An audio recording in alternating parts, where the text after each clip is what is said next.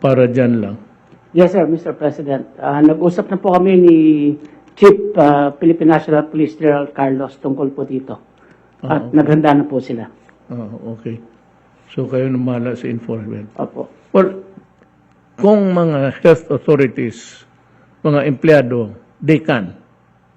Because now they are really working upon the orders of the Secretary of Health, kung ganun.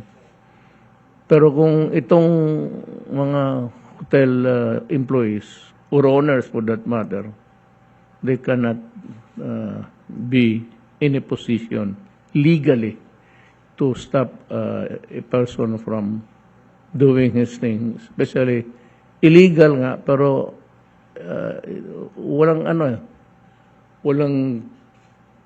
clear delineation dyan sa what they can enforce and what they cannot.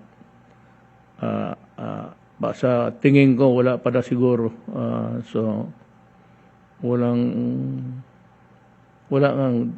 delegation of authority coming from the same, just the same, it would be a questionable issue. So, ang mangyari, ang police, I thank Secretary Anyo for moving forward. Hindi na kailangan so, ang police na lang. So, the police must have the complete authority to inquire how many, or the health authorities or itong tourism, sila ang magbigay ng listahan doon sa police. And even the hotels, they can provide the information all about everything who is placed under itong mga restricted movements. Yan ang tingin ko. I hope may I ask the Secretary of Justice, tama ba ako, sir? Sir, with due respect, I can see something in the existing law, more particularly Republic Act number 11332.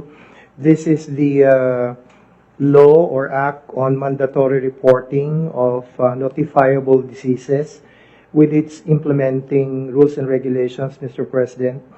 There is a provision there on non-cooperation as part of prohibited acts, Mr. President. And it seems to me that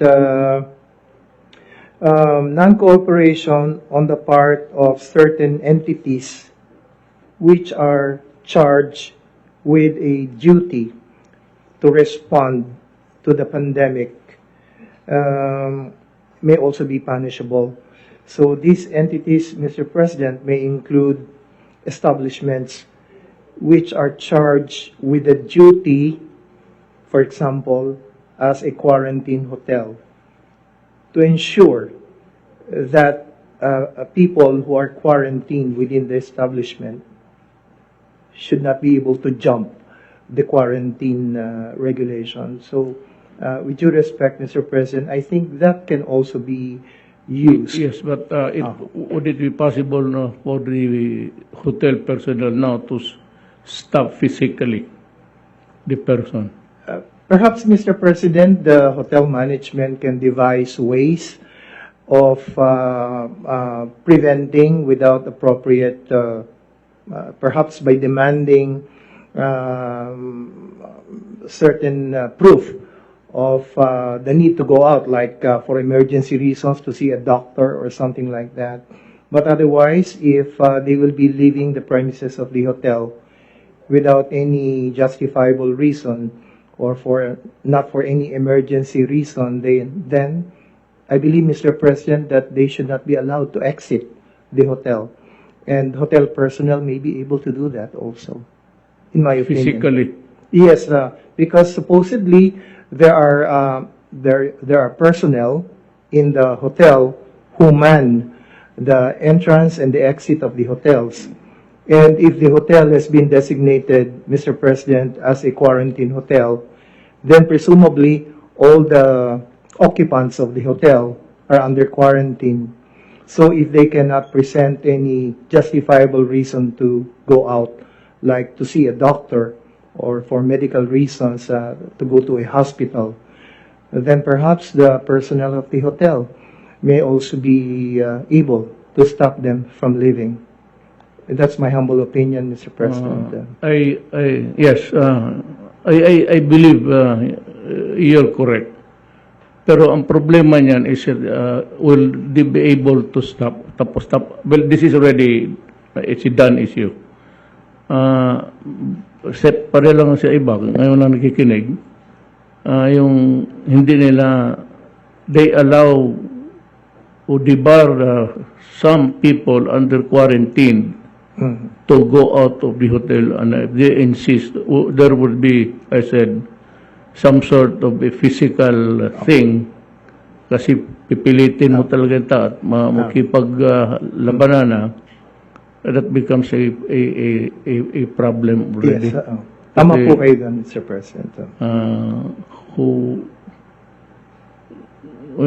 Yung delegated power is not really very clear that they can stop or bar or prohibit. Medyo